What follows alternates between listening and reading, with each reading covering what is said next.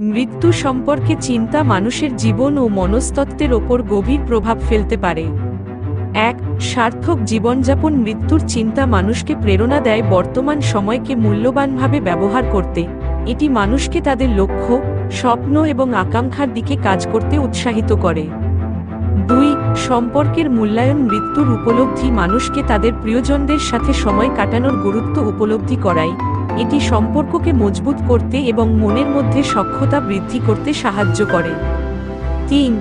নিজেকে উন্নত করা। মৃত্যুর চিন্তা মানুষকে তাদের ব্যক্তিগত এবং পেশাগত জীবনে সেরা হতে উৎসাহিত করে। এটি স্ব-উন্নয়ন, নতুন দক্ষতা অর্জন এবং নিজের মানসিক ও শারীরিক সুস্থতার দিকে নজর দেয়। ৪. সমাজের জন্য অবদান রাখা। মৃত্যুর নিশ্চিততা মানুষকে তাদের জীবনের সময়টিকে সমাজের উন্নয়নে ব্যবহার করতে প্রেরণা দেয়। এটি সামাজিক সেবা, দানশীল কাজ এবং অন্যদের সাহায্য করার